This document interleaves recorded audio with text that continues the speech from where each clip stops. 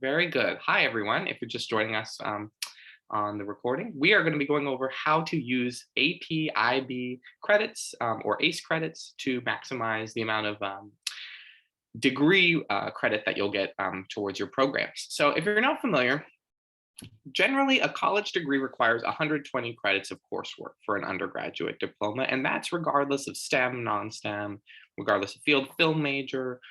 If you want to be a band teacher, generally you graduate with an undergraduate degree after completing 120 credits of coursework in a specific area. That's kind of the design of higher education.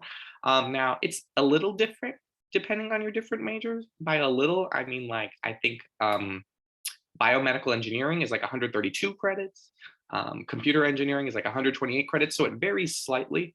But generally, your major requires 120 credits of coursework, and graduating with a degree is something like a contract. If you get the 120 credits that they tell you to get, you get the degree. And if you're missing one of those credits, you don't get it, right? It's very binary. You either get it or you don't. It's really important that you want to maximize your test credits because you know, if you're a student here on Bright Futures, just like I was, a good thing to know is that the state of Florida does not pay for your college tuition indefinitely. They pay for it until you hit 120 credits because that's how many credits you need to earn a degree. So if you spend 120 credits, you know, changing between majors or trying different things, experimenting, that's great and all. But at the end of 4 years, if you do not have 120 credits within a like a degree program and you're not ready to graduate, the University of Florida is going to start asking you for money because once you hit 120 credits, if you still have not graduated yet, now it's on you. Bright Futures will stop paying. Okay, it's also important because it allows you freedom to get multiple degrees. So, like I was saying, Bright Futures pays for 120 credits. And in theory, every single degree requires 120 credits. Now, things get complicated with AP credits because, well, hey, you don't need all 120 credits anymore because you're starting early with some credits earned. But you're still going to get 120 credits paid for by Bright Futures. So that means that you can spend those credits that you've used AP on exploring, getting minors, getting other majors, trying out different hobbies, taking URSP, taking one credit honors classes. Does everyone kind of see what I'm saying? So to reiterate and recap, the state of Florida will pay you for Bright Futures for 120 credits. Every single degree requires at least 120 credits. But if you start the game with AP credits or IB credits, any exam-based credits, now that's like free money, right? Because that's like 20 credits that you're going to get paid for that now you get to do like fun stuff with because you have it paid for, but it isn't going to be required for you to earn your degree, if that makes sense, because you're starting the game not at zero, but at however many credits you have. So that is why we're doing this, why it matters.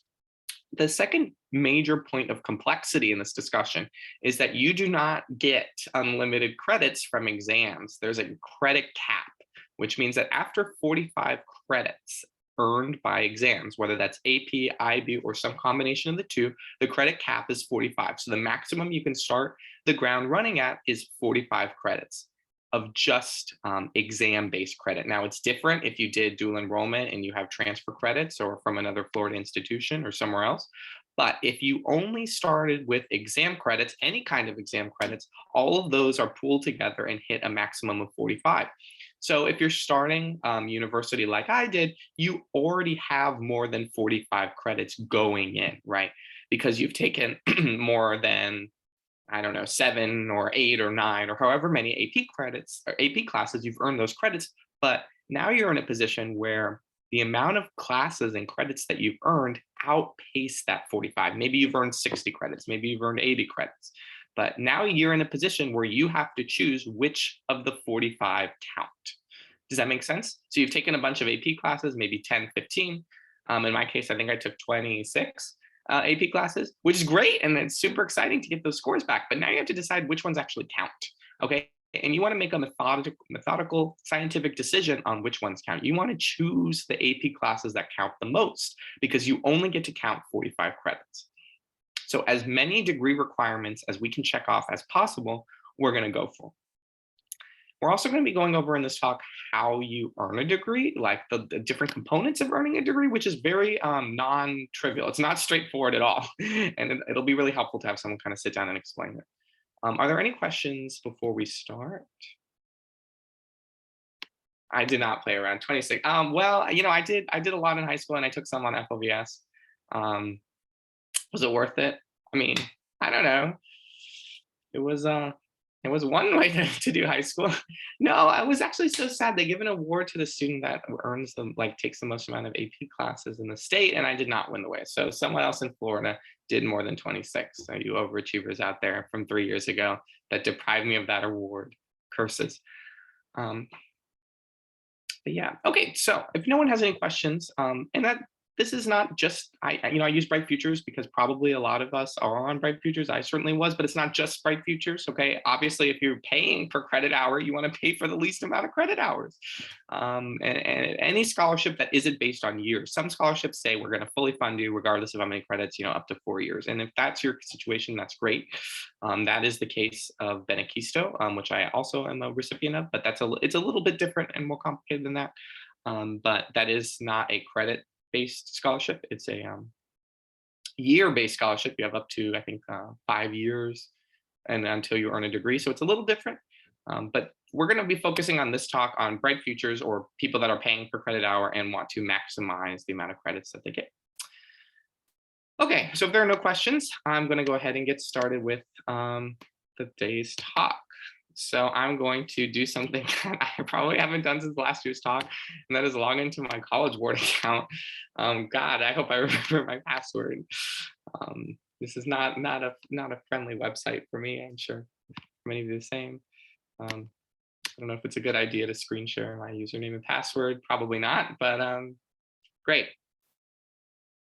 Oh my God! Now, okay, I guess they've increased the security on their website somewhat.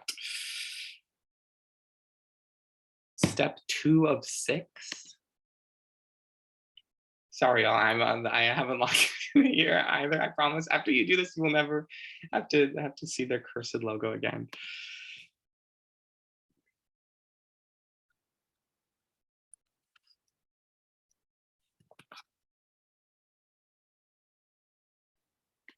Okay, I guess I'm making a new password now. But if you want to follow along with me, we are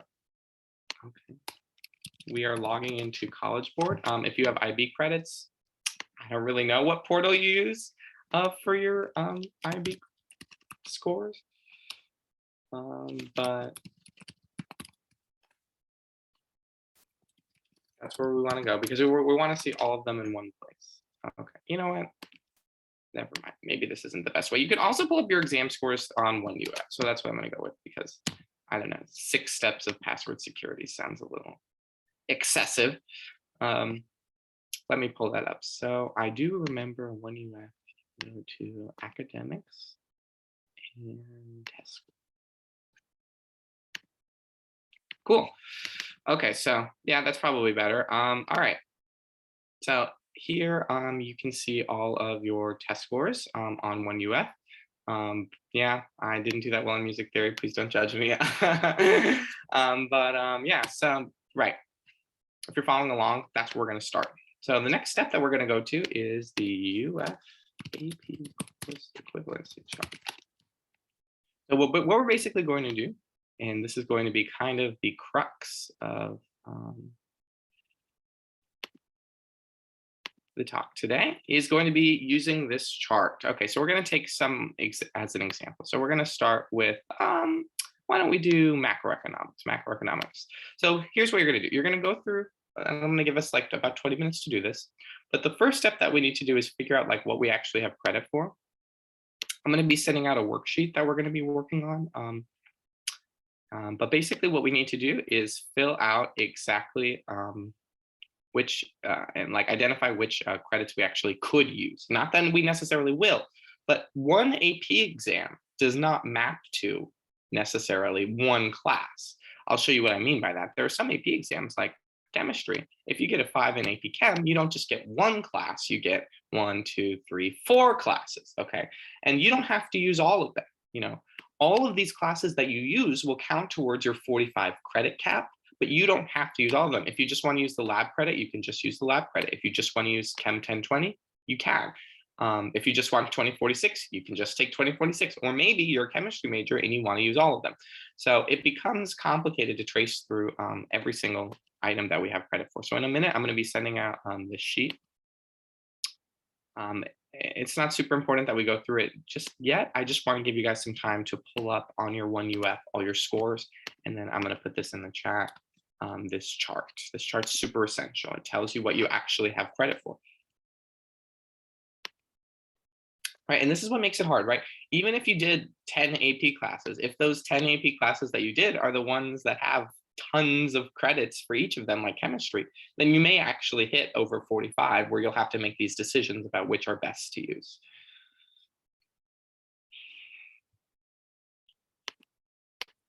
Okay, so hopefully at that time you've been able to pull up your scores. Okay, so I'm also going to send out our worksheet tab, and this is going to be kind of the go-to for today's talk. We're going to be kind of identifying in here every single part of your degree requirements and where AP credits could go. And then we're going to methodically assign our credits to fill the categories that are hardest first, if that makes sense. Okay, cool. So I'm going to put this in the chat. And what I'm going to ask you to do is go into Google Drive and then press make a copy under File, make a copy. And then that is your private copy, and no one else will be able to see it. So if you want to put your AP exam scores, if you want to put anything that you want to put, that is private to your Google Drive. Okay. The end goal of today's talk is that you will be producing something that looks like this. This was mine that I sent to my advisor my freshman year, of exactly which courses I wanted credits for and exactly which AP exams earned those credits and the scores that I got in those AP exams. Okay, and this is what has to total to 45, right? This is kind of the golden goose, because, and this is something that the university does, which is very unintuitive, but if you earned more than 45 credits by exam, the university just picks 45 at random to count towards your degree, right? There's no methodology towards it. They just pick 45. So you'll log into your degree audit, which tells you which requirements you satisfy. And it'll say, oh, you never took calculus 1. And you say, well, I did take 8 calculus AB, I got a 5. And what happened is that they selected a subset of your AP exams to count for credit, and they did it randomly. So there's no guarantee that it was the best way or an even intelligent way. So what you'll need to do is tell them exactly which 45 credits you want to count. Does that make sense? This is the point of the talk. This is what's so difficult, but also so important. No one's going to do it for you. And if you end up taking general chemistry when you didn't need to, that was a waste of money. Okay. So we're going to be going through how to kind of make a chart that looks like this. And there's a lot of, as you can probably see, there's a lot of factors that go into it. So I'm going to start talking about what a degree is. So a degree from the University of Florida has many components to it.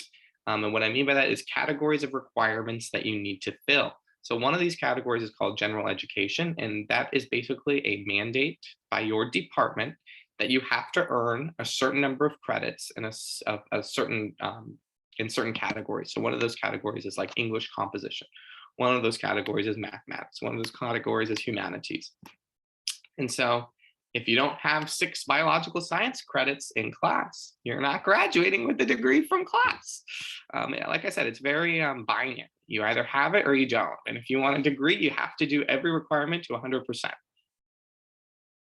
So these are general education requirements, okay? You just have to, so some classes are categorized with a certain tag, and you have to have that many classes in that tag that, you know, for general education, you know, you have to have 6 humanities credits. Now, like I said, it varies by department. And so in class, you'll go to the class tab. I only have degrees in class in College of Engineering. So the first tab is, I'm pretty sure, like College of Engineering, but I'll show you how to check. The second tab is for class, just because I figured that's what a lot of y'all would be in. Yeah, each department will specify exactly what their requirements are, what their general education requirements are, specifically what they call their distribution, how many composition classes you need, how many math, how many humanities. And these AP credits can absolutely be used to fill these. So that's the first category. They're called Gen Eds. Okay, any questions on Gen Eds? So if you took AP Calculus AB, that is a math gen ed. Does that mean that you should use that as a math gen ed? Maybe, maybe not. That's what we're going to be talking about. How do we make that decision? But first, I'm just going to kind of go through what each of these requirements are. So that's general education. The next is word count. So some classes have a word count associated with them, and that basically means that the university told the professor when they taught this class, throughout the course, your children, your students need to write X amount of words. And so if you take an English literature class, every single writing assignment that you do, you're going to be writing words and words and words. And like, for instance, I think with English literature, I don't know, I might be mistaken, but I think it's like 6,000 words. So over the course of the entire semester, you'll write 6,000 words. And that's not a coincidence. That's because one of your degree requirements is that you need to write 24,000 words. And some classes count towards your word count. English literature does, English language does, argument and persuasion does, things that you would expect. History classes can count. So there are a lot of things that can count towards your word count, but you have to attain 24,000 words, I believe. So that's the word count category. Any questions on the word count requirement? Cool. Yes, I have a question. Sure, go ahead. So with some categories that specify like, oh, you can't earn like a humanities credit and a composition credit from the same class, and some you're talking about on the chart? You're talking about on the chart? So generally these things are pretty mutually exclusive. Like this one, like English. Yeah, it says, I'm pretty sure this is end. Yeah, I'm pretty sure this is honestly the only one that does this, but it says Lit 2120 can either count for C, which means composition, or H and N, which means humanities and I think international. So in this case, yeah, you would choose. And my question is, how does writing requirement combine with those? Like, can you earn something like a humanities credit and 6,000 words of writing? Absolutely.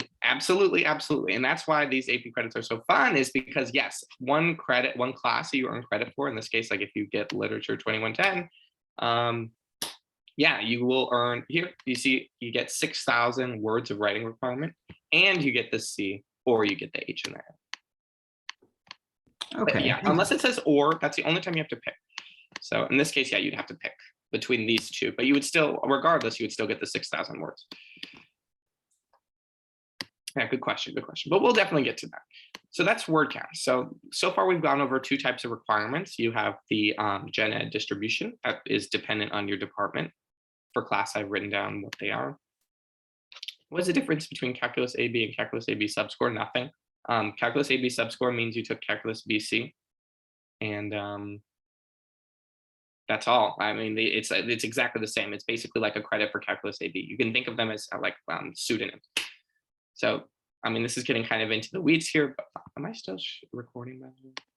Yeah, I am. Okay, great. So Calculus AB is a course that College Board offers. Calculus BC is a course that College Board offers. And when you take the Calculus BC exam, they score you on both the Calculus BC content and content from Calculus AB. And the results of Calculus AB is factored into your AB subscore.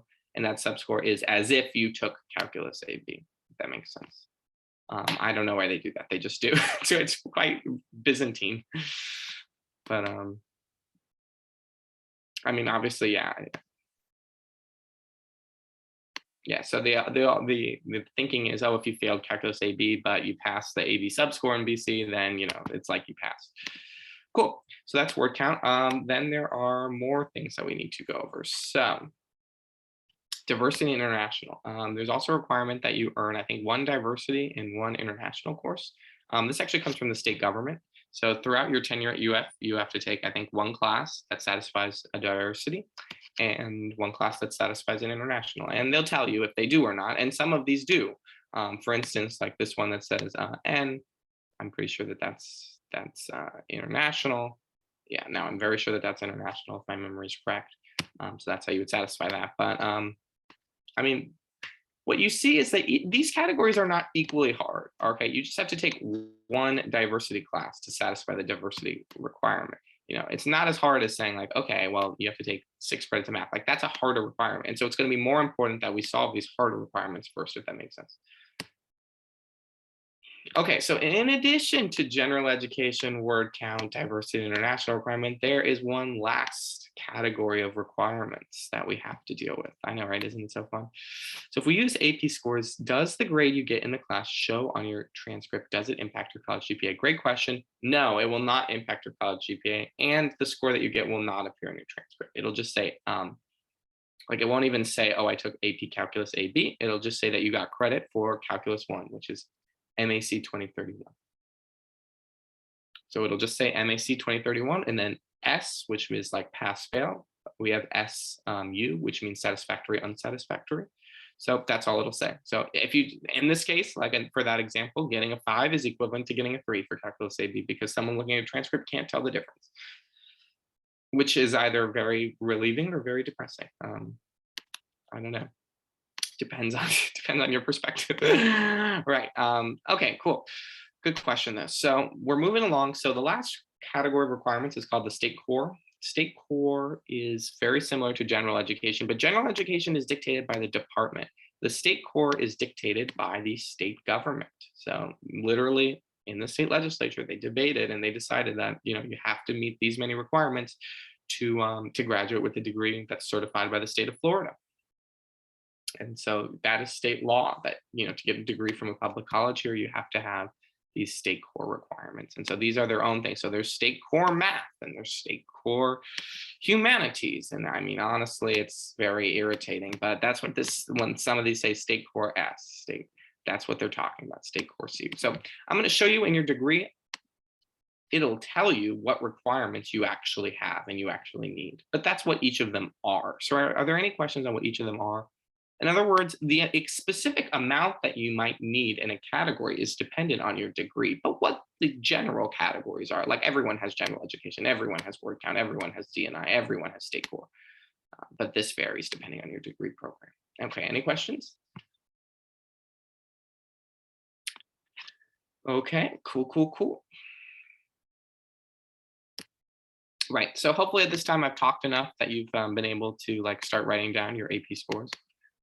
From 1UF or from the College Board website. And then you've kind of translated that. So for instance, if you have economics macro, you would write, and you passed it, if you got 3, 4, 5, you would write ECO 2013 and the amount of credits that it is 4. Now that seems great, like, oh yay, I got 4 credits instead of 3. Most of these are 3 credits, but not really, because that counting towards your 45 maximum, an extra credit worth. So really got to be aware of these things, if that makes sense. But right now we're just writing down everything that we could use, not that we necessarily will, but that we could. And then it'll come down to the specifics of our degree and the specifics of the requirements of our program as to which 45 we'll actually choose. Okay, that's what we're doing right now. I'll stop the sharing. Okay, any questions? So we're just writing in our AP scores and using the table to figure out exactly which classes that count. Okay, I am going to pull up my degree audit and I'll show you how to do the next step, which is figuring out what you need. So the first half was figuring out what you have, or what you could use. The second step is figuring out what you need. So at the University of Florida, we have a great, wonderful tool called the degree audit, and it tells you where it thinks you are in your program. So it tells you the requirements for your degree, for your program, what you have to do to get the degree. And it tells you how far you are along. Now, like I said before, if you have more than 45 credits, it's just choosing a random 45 credits to use. So is it, 100% reliable? No, because maybe the 45 that it chose isn't right, but it is reliable in that it tells you what you need to do. So I'm going to start with my first degree, which is computer science. Okay. This is an engineering degree. So there are different categories of requirements, which should make sense because it's exactly what I was just talking about. So one of them is state core, and here are the state cores. So, I'll dive more into these into more detail later, but oftentimes 1UF is very specific, particularly for state core. State core is very specific. You literally, right, these classes were written into Florida state law that hey, you need to take one of these specific classes.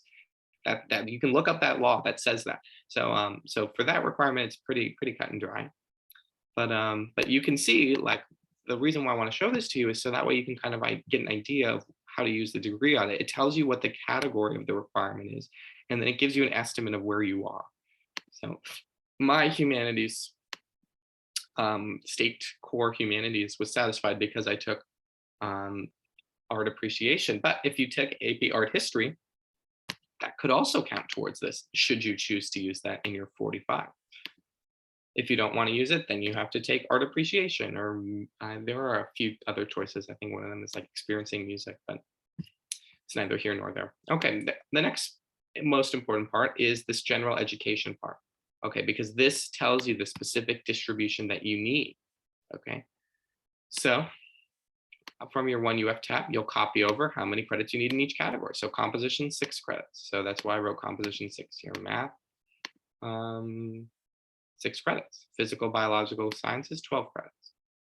Here I wrote natural sciences, but that's what that is. So you'll just be copying these over. Okay, any questions on that? So that's what we're doing right now. We're just copying in this field with what we actually need for your specific degree. I can't do that for you because I don't know what degree you have. I actually do have a question. Okay, go ahead. It's about part of the degree audit. So like at the bottom, it says course history. Yes, and then it tells you basically, well, for y'all, probably, all of this AP stuff, right? Yeah. So if you look at which ones have repeat code and no credit awarded, does that show you which ones they're not taking, or is it going to be some random selection and this is like? Yeah, well, right now it is a random selection. Which ones count and which ones don't is like which ones they put this code on is basically like, you follow what I'm saying? Like it randomly chose which AP credits are going to count towards your degree, and everything that says repeat code N doesn't count. There's Okay. no significance there. If you tell them a different 45, then where it says repeat code N will change. Does that make sense? But this is accurate as to what they're currently taking. Yeah, accurate in the sense that you haven't told them anything else, but eventually you'll send them an email like this and you'll say, take these, and then it'll change which is N. Does that make sense? Okay, yeah. This is the irritating part. How nice it would be if the computer just did it for us, but it can't. Okay, is there any places to see exactly how many AP credits we're bringing into UF? Great question, yes. You can use 1.UF. If you go to academics and then test scores, it'll tell you all the test scores that the university has. Should we include ACE scores in the chart? Absolutely, because that is credit by exam. Credit by exam. Credit by exam means AP, IB, ACE. And it's not like you get 45 AP credits and 45 IB credits and 45 ACE credits. No. 45 for all of them combined. Where will the Zoom be posted? Good question. I don't know if we have a standard of where to post things in the new Canvas, but it will definitely be on the new Canvas page. I can guarantee that much. So should we include ACE scores? Absolutely yes, because that is credit by exam. Okay. So hopefully at this point you've filled in the requirements for general education for your degree. And you've probably started filling in either from 1UF and using the table, or from, just looking here where it lists out everything that you have. Hopefully you have something that looks like this, where you have just like a list of every single course and the credits that you have available to you. So now is where things are going to get a little bit more tricky, okay?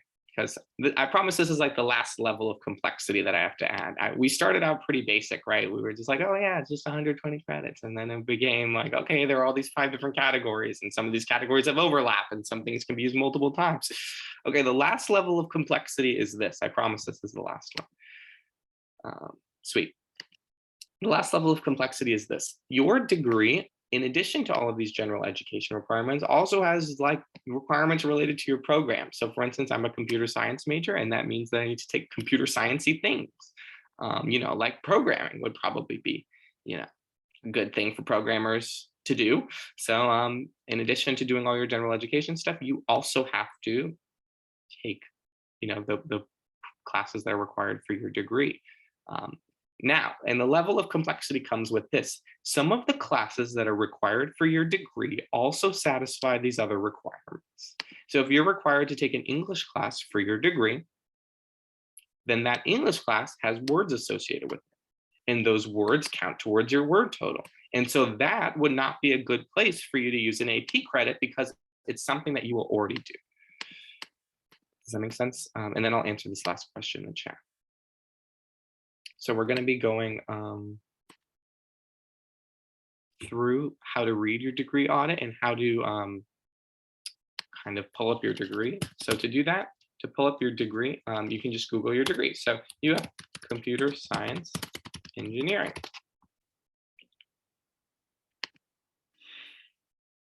And it'll pull up a page like this, and that's good. And it'll have these tabs, and that's good. That's what we're looking for. But it tells you what the degree, like what the specific classes, in addition to the general education and the international and the state core, and that's all a given. Here are the classes that you want to take in addition to those if you want to graduate with a degree in computer science.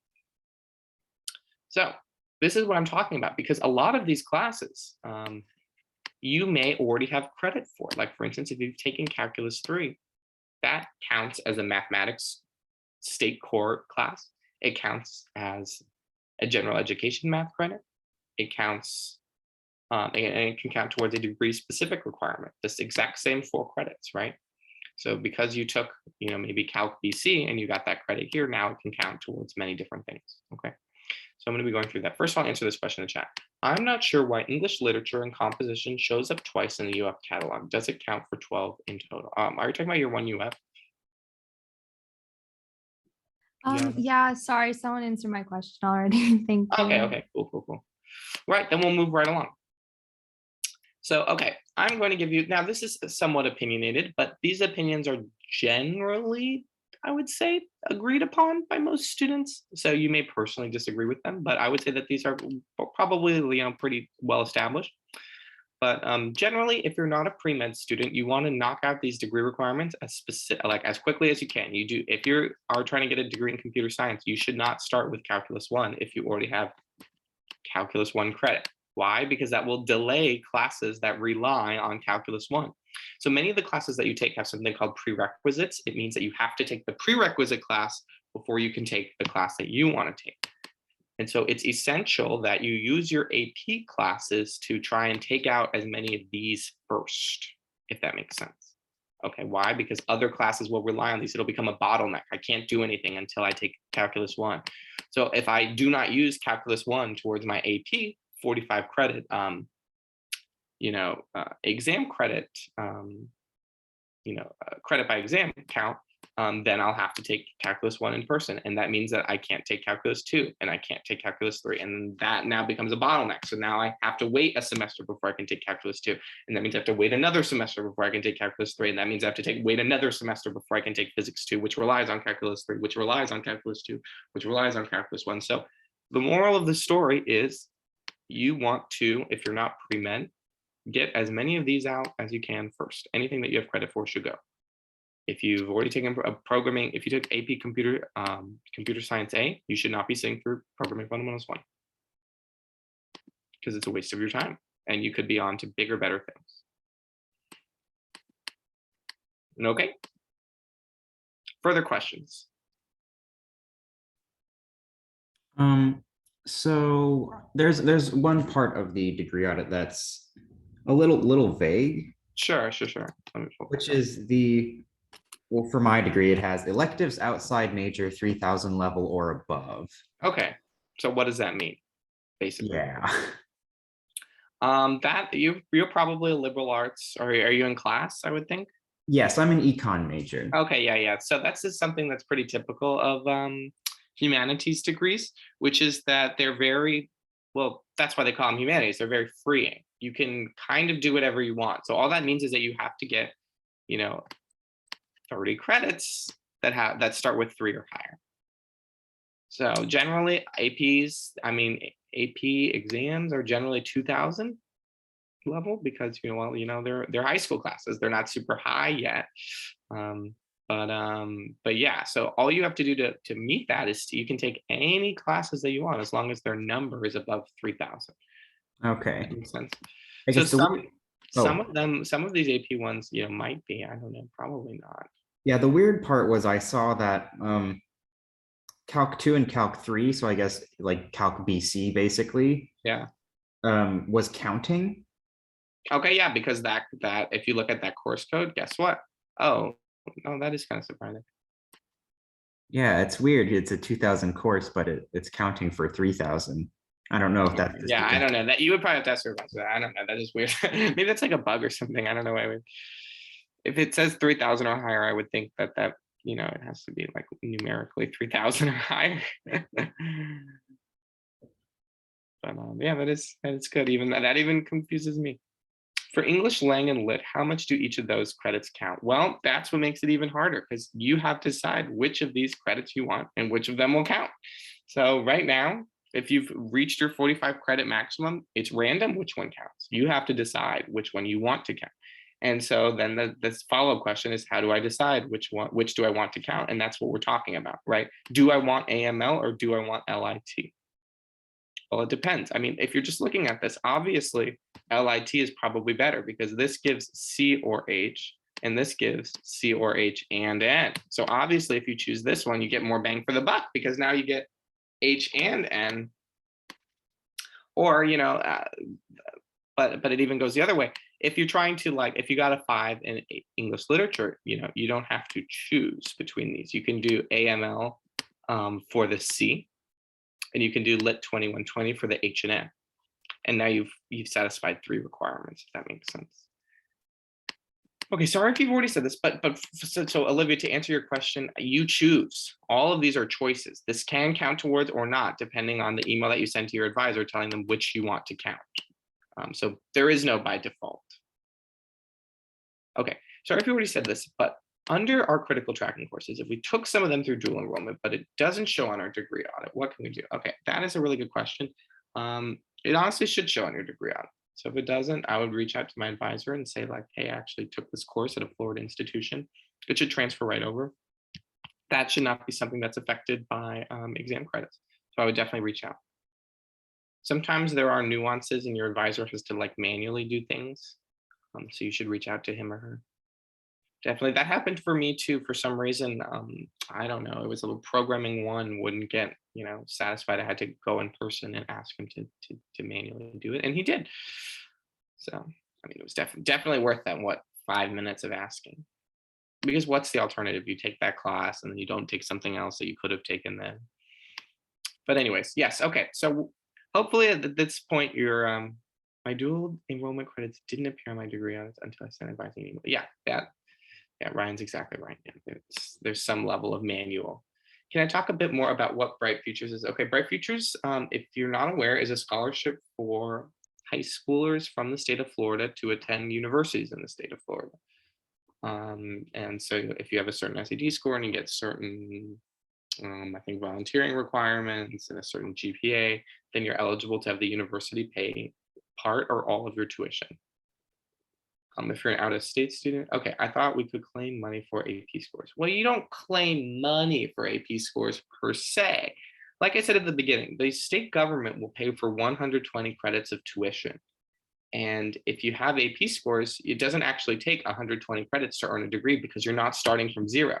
So they will pay as if you were starting from zero. In other words, they will allow you to take 120 credits of coursework that are completely free to you. But the more the more credits that you earn through AP, the more requirements that you check off, you can spend those credits doing other things like taking fun classes or taking a second major, or I don't know, taking a Spanish class, whatever you like. You aren't going to be tied to and chained to the requirements of your degree because you adhered, you satisfied those degree requirements with APs, which you basically got for free, if that makes sense. Okay, also advising is trying to work through all the transcripts right now. I call them the deadline, they should be backed up. Yeah, that sounds about right. And also, I mean, they just make mistakes. Do not assume that, just because your degree audit says something means that it's right. No, it doesn't. I'm not trying to be mean or anything, but they do deal with so many kids. This is absolutely a time where you have to be kind of a self-advocate for yourself and not accept no for an answer. If you know that you're entitled to a class, don't let them talk you out of it. No. And they do this all the time, if you pass Calc AB or Calc BC, you should not be taking Calc 1 or 2 unless you're pre-med. You just shouldn't. Don't let them talk you out of it. You earned it. So yeah, I would say be patient but firm would be my advice to you. Okay, right. I think I forgot who my advisor is. Well, I can't really speak generally, but if you are a class student, you will just go to Class General Advising, which is in Hugh Hall So you'll just go over there and you literally just walk in. I mean, I don't know if they're still doing Zoom or if they're doing in person. If it's in person, you just walk in. If you're an engineering student, you'll have a freshman year advisor, which is its own thing, and you have to like look up who your advisor is, and it's quite painful. Okay, they're still doing Zoom. Cool, yeah. So then you'll probably just well, let's just Google it. I'm sure we can find the link. Now, again, this is something that isn't super pertinent. Oh, I should have said this at the beginning. You can change which 45 that they take at any time. This isn't something that you have to have done on day one or something that is super time sensitive. If I want, I can send my advisor another email and say, actually, argument and persuasion sounds interesting. I'm going to take it. Instead, take this credit for environmental science. So what is important is that you don't end up actually taking a class that you don't need to take. Like if I was a freshman and I enrolled in fall in Calculus 1, and then halfway through I was like, I didn't really need to take Calculus 1 because I took Calc AB. That's, sucks. That's on you. You have to finish that and pay for that. And, things, you pay many ways. And one of the ways that you pay is that by taking Calculus 1 when you didn't need to, you wasted your time because you could have been taking another class that you did need. And then obviously you pay in the sense that that's 3 credits that you will not get back. They only pay for 120 credits and you spend 3 of them doing something you didn't need to do. So that would not be a good thing. All right. So sorry, I keep getting very sidetracked. But what we are talking about right now is going through our degree and trying to find the intersection of what we have credit for and the classes that are required. And that should be first, in my opinion, first. Yeah, it's a little subjective, but in my opinion, that should be the first thing that you want to cross off. Okay, do you recommend taking a course just in case medical school doesn't accept AP credits? Yeah, all the advice that I'm giving today should be qualified with unless you're pre-med. Because yeah, if you're pre-med, my understanding is that they want to see you take biochem, organic chemistry. They want to see you take calculus. Like you actually have to take that. So you will not be using AP for those. You can use AP for other stuff like language, English literature, but my understanding of, well, you should talk to your advisor, but generally what most pre-med students do is they actually do retake these classes, even if they have credits for it, just because that's the world in which pre-med lives. It's kind of, in my opinion, unfair, but yeah, so if you're pre-med, yeah, you should probably take Bio 1 again, only if you're pre-med. If you're not a pre-med student, that would be insane, but for some reason, that's how we've decided pre-med students should work in this country. Does that make sense? So general advice is if you're pre-med, yeah, you need to be taking Bio 1, Chem 1, Calc 1. Yeah, Matthew's right. That's the qualification. If you're not pre-med, no one cares. And honestly, if you're not pre-med, no grad school is going to look at this and be like, wow, they took Calculus 1 in college. How impressive. I mean, no. If you're going to grad school for a specific degree program, that's actually going to look not impressive. So yeah, for those specific sequences for pre-med, in that case, yeah. And that's not them just trying to like get money out of you. That is like actually true for pre-med that you're supposed to do those. Like that's a well accepted thing. I don't know, some things that advisors tell you should take with a grain of salt, but that is like, pretty well accepted. Honestly, whenever you're in doubt, go to an honors advisor because they really have no dog in the fight. They have no reason to tell you something like, oh, because I want to make this weed out class. They have no reason, no incentives to give you like potentially not exactly misleading advice, but perhaps not the thing that's in the best interest for you. So yeah, speak with Meredith too if you have further questions. Okay, so right, we're going through a degree audit and we are looking through on the website. This is called the course catalog. You're going to go to the course catalog, you're going to go to your degree, and you're going to identify the classes that you already have requirements for. So when I walked into this, I already had credit for Calc 1. So that was the first of my 45 credits. The first thing that I did was use Calc 1. The second thing that I did was use Calc 2. The third thing that I did was use Calc 3. The next thing that I did was use physics. Because these are the ones that you want to get out, programming 1.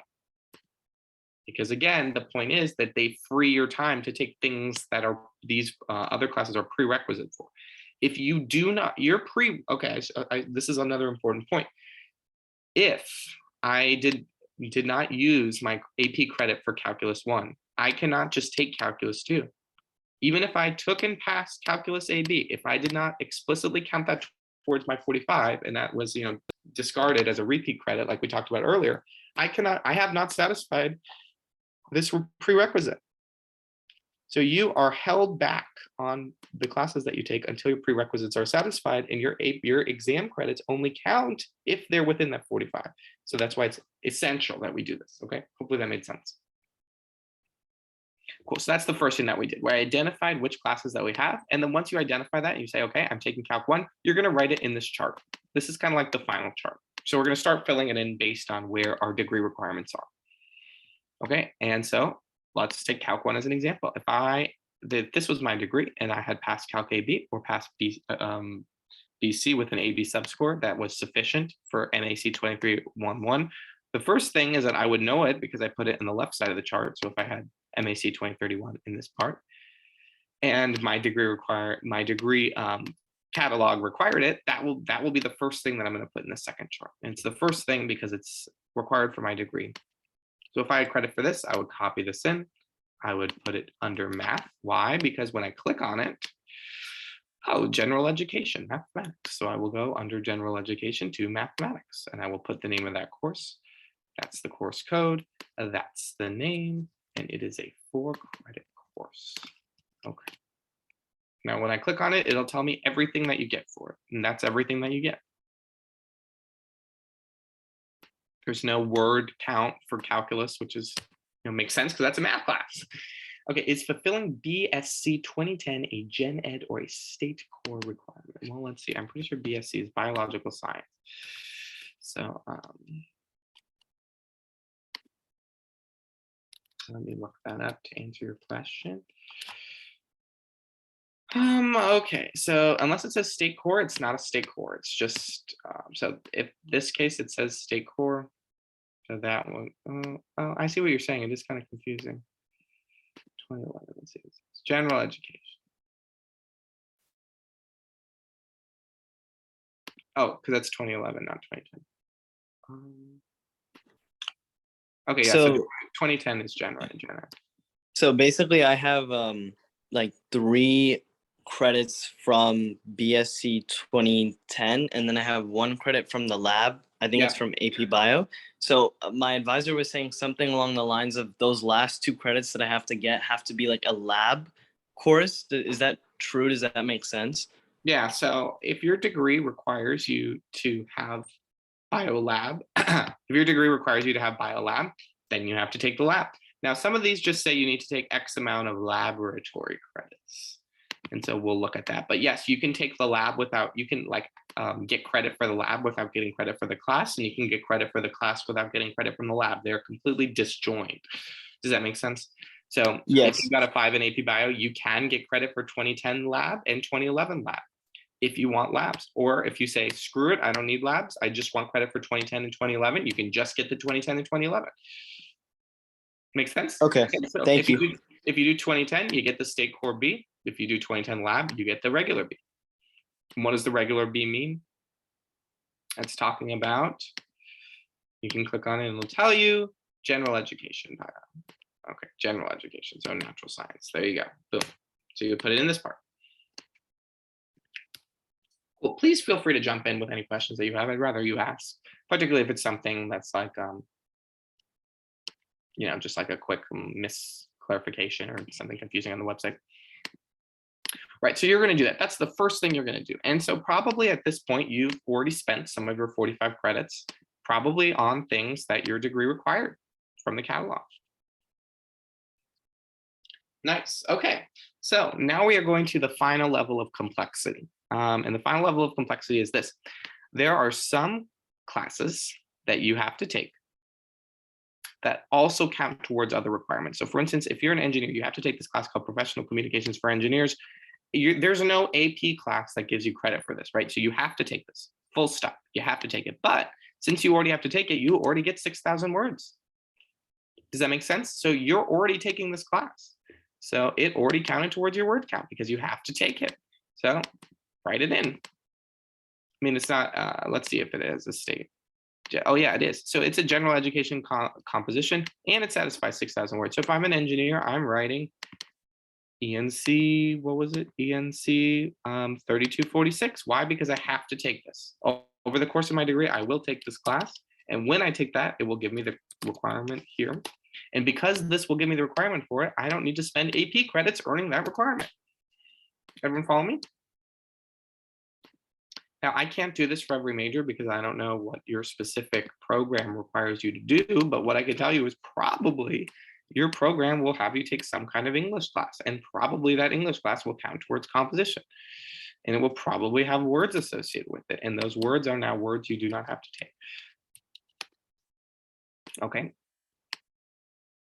So that's like free credit in the sense that it's not going to count towards the 45. So, okay, the next thing is that as a UF student, you have to take this thing called Quest. I don't know, hopefully when you did preview, they explained to you what Quest is, but it's just like a list of UF classes that you, I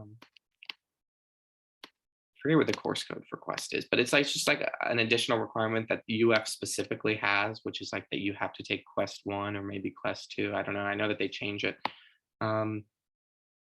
I did dual enrollment at UF. Do you know if this counts towards the 45 credits? Actually, no. Generally, dual enrollment is not credit by exam. Dual enrollment is transfer credit, which means it does not count towards the cap. So you can, generally, you can have as much dual enrollment credit as you want, and you just get it because you actually took that class. So you didn't just take an exam. Now, that is not, that should be clarified. You know, there is a limit, you know, in the sense that if you're a transfer student, you can't just transfer anything. You have to work with your advisor. But generally, if it's dual enrollment at UF, or generally if it's dual enrollment at a Florida institution, yeah, they just copy and paste everything that you did and paste it into your transfer, basically. But if you're like a transfer student from a different state or something crazy, perhaps not. Okay. Or if you went to a private school. Okay.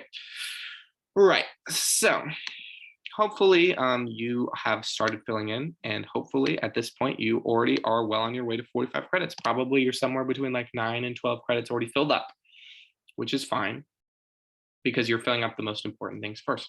And now based on what you filled out, there's going to be gaps. You're going to have some compositions that you either identified in your degree audit, and then you've you know put that course there because it's in your degree audit, or you're taking that course anyway because it's required for your degree.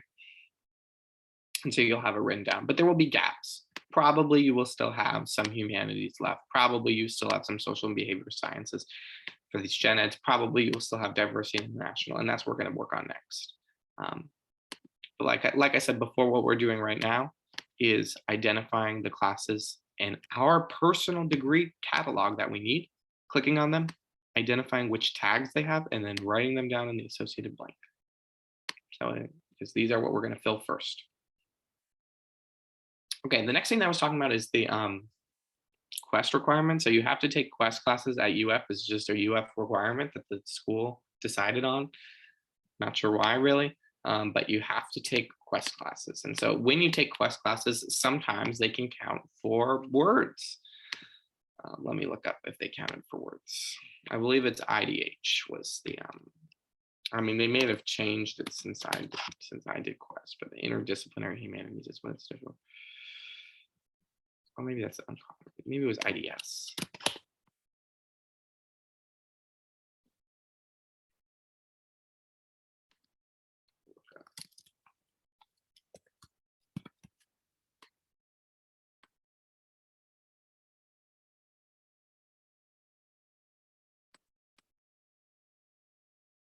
So yeah, so while you're doing these Quest courses, they will satisfy other requirements.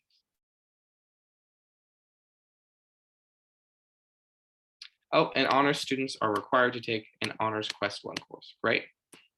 See what this is saying? Boom. Some Quest 1 courses may fulfill either the diversity or the internet. See, this is what people often get wrong, which is no, you should not just take the Quest course that sounds the most interesting. You should take the Quest course that fills in the most amount of blanks that you need. So if you do not have a diversity requirement, obviously you should take the Quest course that satisfies diversity. Because, right, you have to take a Quest course, might as well get the one that matches. If you don't have enough words, then you should take a Quest course that counts towards words. Okay, how many honors and IRST credits are needed per semester per year? Great question, and I wish I could answer that for you, but I know that they just changed it they added requirements for your freshman year, so I will punt and tell you that come to the honors barbecue. They will answer that. The honors barbecue is an event that they'll hold in the first few weeks, and I guarantee that they'll tell you then. But it's I know you do have to do the Honors Quest 1 course. That I know for sure. Okay, right. So at this point, you've probably done what I just said, which is that you pulled up the Quest class that you're taking. You identified if it counts for diversity and international, if it counts for words. You've put in how many words and the diversity and international that it qualifies for. Okay, and I know that this sounds like 110,000 things, and I'm sorry, it is a little complicated, but you really only have to do this once. Yeah, and I promise you, probably like I felt anxious until I did this. So if that's any help, it might make you feel better once you finally have this plan going for you, just to kind of pay everything forward. So yeah, so at this point you should have 3 things done. Number 1, you identified in the course catalog the classes that you have credit for. You wrote those courses in the table. Number 2, you identified in the course catalog the classes that you have to take anyway, which count towards general education requirements by clicking on every single class, noting down, the what it calls the attributes that it gives. For instance, if you take data structures and algorithm, I guess it's not a good example.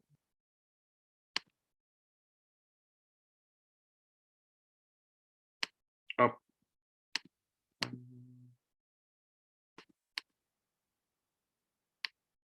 I guess CS isn't that good. These don't really count. Oh, there we go. Okay, for instance, if you graduate with a degree in computer science, you have to take engineering statistics. And once you take that class anyway, you'll get this gen ed math. So there's no reason for you to use AP credits on a gen ed math, right? Because you're going to have to take that. So then you would write general education math. You follow me? So if you're graduating with a computer science degree, wow, look at that.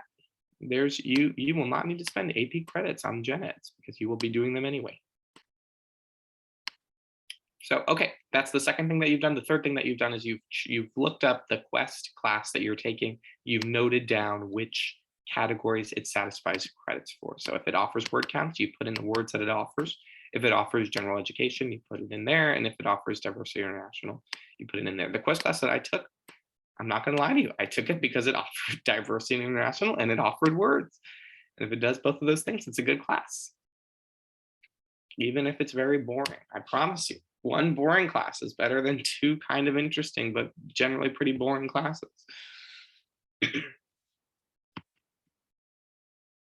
Right, so the next step is just going to be filling in the box from left to right. So now what we have to do is look at our remaining AP courses, and we're going to start by filling in general education. So at this point, you probably have gaps. For instance, if you're not an English major, or I don't know, I'm not an English major. The only course that I have counting towards composition right now is that engineering writing course. So I only have 3 classes, 3 credits towards this 6 credit requirement. So I have to choose something that will give me another C. So I'm going to look at my list. I'm going to scroll down and I'm going to look and see where the C's are. Where are the C's? Okay. Not state course C. Okay, hello there, AML 2070. You offer me a C, and I need a C because my degree requires 6 compositions, and I'll only earn 3 through the course of my degree. So I will use this English literature and composition credit. I got a 5 in AP Lit, so I earned this class, and so I would write that here. And now I've filled the C category. I've gotten those 6 credits that I needed for my specific degree program. The same for math, the same for all of these. Okay, so that's gen eds. Any questions on gen eds? At this point, it should be pretty trivial. Because once you've done the hard work of isolating what you need in your degree, you're just going through and looking through the table and saying, okay, I need H's. How many H's do I have? If I have 2, like if I have 1 H in the table, I only need 1 more. So I'll just choose it now. Like I said, you should look through all the options. If you can get an H and an N, you should get an H and an N if you need an H. More is always better. Okay, any questions? Okay, I'll give you some time to do that. So we're kind of going to fill from this category. Probably this category is, why are we doing it this way? Because this category is honestly harder to fill than these categories. Word count is pretty easy to fill. Diversity and international is pretty easy. State core, pretty easy. So that's why we're starting here next. Okay, go ahead. You mentioned that, with all of these AP credits coming in with 3/8 of a degree or whatever, can open up some options. So for something like pursuing it in a second major, does the university generally care what reason you took a course? Like, if you took 120 credits at the university, would they Yeah. look at the totality of your credits for one thing and go, oh, this means you satisfy the requirements for major X, and then separately look and go at your credits and go, these satisfy the requirements for major Y, and give you both? Yeah, so yes and no. You have to take, if you want to get another degree, you have to take 15 credits specific to that degree. So you can overlap as much as you want, but there must be 15 unique credits. Beyond that 15 credits, it's as much overlap as you want. Does that make sense? So you cannot, for instance, I know one of the ones that they specify explicitly is you cannot get a degree in astrophysics and physics because there are not 15 unique credits between them. Does that make sense? But if you get a degree in mathematics and a degree in computer science, yes, these Calc 1, 2, and 3 credits will count for both degrees. Make sense? Yes. Now it becomes more complicated because, of course, I've said that probably 20 times now. It becomes more complicated because guess what? If you add on a second degree, well, then that degree will have its own gen ed distribution, and you have to do this process all over again because maybe that one requires 9 composition credits. You follow what I'm saying? So that's the only flip side of that. Because if I'm an engineer and then I get a major in class requires 9 humanities. But when I filled out this chart for my engineering degree, I only needed 6. So before I get that class degree, I will also need that additional heightened general education requirement. Does that make sense? Yes. Okay, yeah. So believe me, it never ends. But yeah, I mean, at least knowing what you're doing makes it a little easier. I hope. And this is actually just one thing I thought of. So Go ahead. if you have a major that has the 3,000 level elective requirement, Sure. and you take courses that fulfill that, but also Yeah, if you get a second working major, towards a all of different those, like if you get a second major, probably that second major will have courses over 3,000, and then that will count for that. So if I was trying to get a second major in computer science and then I took all of these, oh, guess what? These are all classes over 3,000. Nice. Okay, thank you. Yeah, that's definitely what you should do. I don't like telling people what to do, but that's what you should do. I mean, yeah, you can take a bunch of random classes, I guess. Or if you know, like, hey, I'm an economics major, I really want to specialize in this, so I'm going to try and get a deeper focus in that, that's fine. But generally, if they give you the opportunity to get another degree, you should. Okay, so that's Gen Ed. Hopefully at this point, we're close to filling that out. It's pretty simple. We're just really copying from the table and we're matching this symbol that I've written in the table with the symbol from the exam credit table. Like if you're looking for C, you just look for C, not state core C, but just words that C. Okay, right, so moving along. At this time, probably you have some word counts filled out too, because you clicked on every single class like I'm doing here. And you notice that often when you click on the classes, it tells you, oh, satisfies 6,000 words of writing requirement. So guess what? If you have English literature and composition, Lit 2120 is a great class because look how much bang you get. General education composition, general education humanities, general education international, satisfies 6,000 words. That's like 4 things. These 3 credits counted towards literally 3 different requirements. If your degree requires Lit 2120, then it counted towards 4 different requirements. So it's a good class to have. Okay, so if I was taking Lit 2120, I would choose whether it's C or H and N. And if I chose H and N, I would write it under humanities and I would put the international.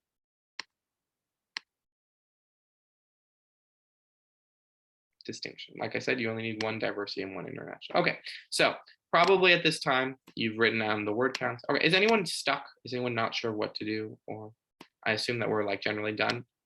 So we'll move on. Okay.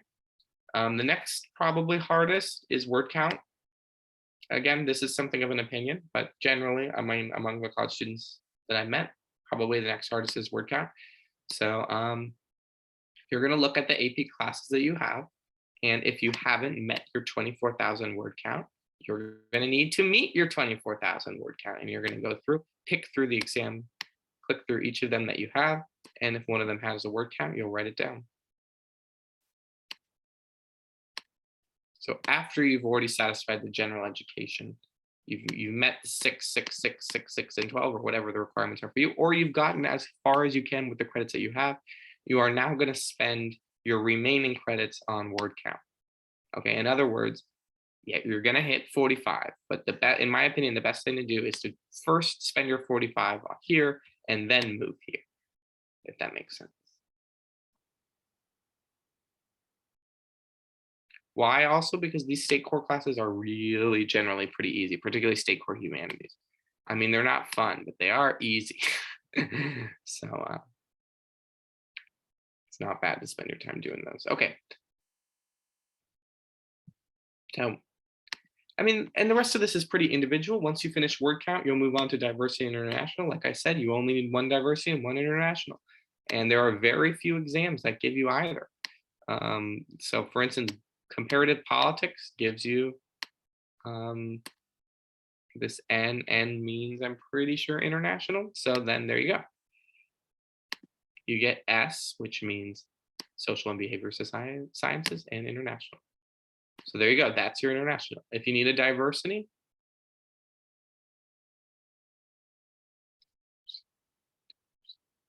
I'm pretty sure I got my diversity through Quest. So if you chose a Quest class that gives diversity, you're good. Great. Okay, so the last category is state core. So at this point, if you have not yet reached 45 credits that you've already used in the credits column, that means that you still can add more AP classes to try and satisfy this last round of requirements. So the state core classes are very explicit, and the best way to find them out is to go to your degree audit and look through, because it really is, it's not just like composition where there's tons of composition classes. State core, there's like literally like 5 classes that count. It's very explicit. It's like a list. It has to be in this list. So we'll take a look at that, and then we'll wrap up for today. Probably an hour and a half is longer than it needed to be, but hopefully this was worth your time. Okay, we're going to go to our state core gen ed, and we're going to pull up our state. So composition is one of these classes. Oh, guess what? ENC 1101 comes from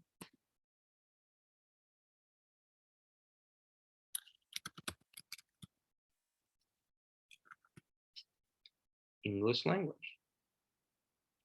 So if you have English language, guess what? You did your state core C, and that's why it says that you're state core C. So you need a state core.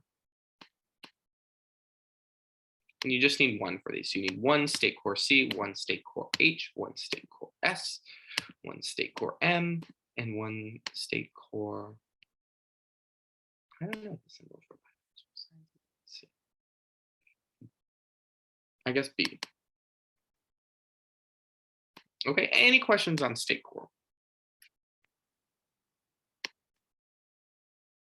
Okay, oh, sorry, I realized I look kind of evil because I guess it got dark outside. Let me turn on. Great, so hopefully at this time you filled out that chart, and that chart is basically what you're going to turn in, because once you finish figuring out the chart, the last kind of column of it, I'll share my screen again, is just for you to kind of condense it into one. So you're just going to copy and paste without all of this table. You're just going to copy and paste like each of these from this table onto here. And then you're going to take a screenshot of this and send it to your advisor. And that's it. At that point, you're done. You've made the most of your AP credits. And that's generally what I would say among most students, how they feel about what's hard and what's easy to do. Does anyone have any questions? Before the end, can you pull up the email address we need to send the chart to? So once you've decided which 45 credits to send, you're going to send it to your advisor. And I'll show you what that looks like. Now, I can't tell you who your advisor is, but I'll show you how you can know who your advisor is. Like I said, if you're an engineer, you go to freshman year advising, which is a little different. But but you're going to send your advisor an email like this.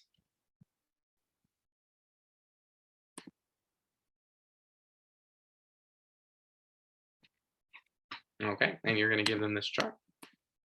And then they're going to say that.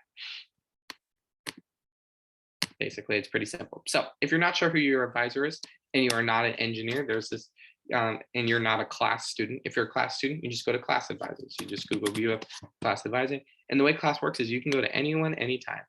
So if your department is class, you literally just, you can either just send them an email us, or you can schedule an appointment. You don't even have to schedule an appointment. Also during business hours, you can just join the waiting room too if you want. So that's class. If you're an engineering, if you're an engineering student, you'll go to engineering first year advising. Right here.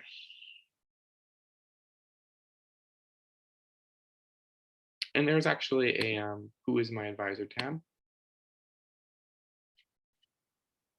And it tells you. Your last name is this, then it's that guy.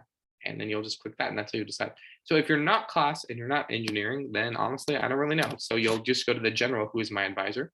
And so let's say you are a biology major in the CALS department. So you'll put up biology, CALS UF. And on the course catalog, there is a part that says, who's my advisor?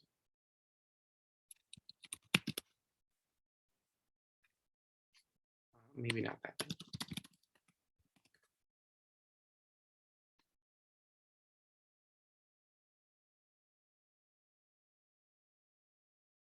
So that's who you'd email.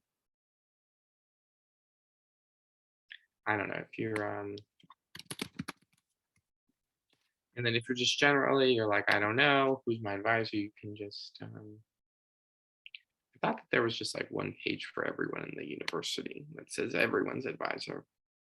Maybe they replaced that, I don't know.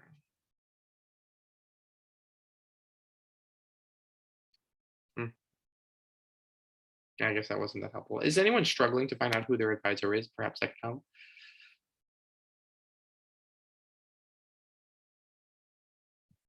Now, this would not be something that you should send to your honors advisor. This is anything related to your courses or details about your transcript does not go to honors advising, it goes to your department advising.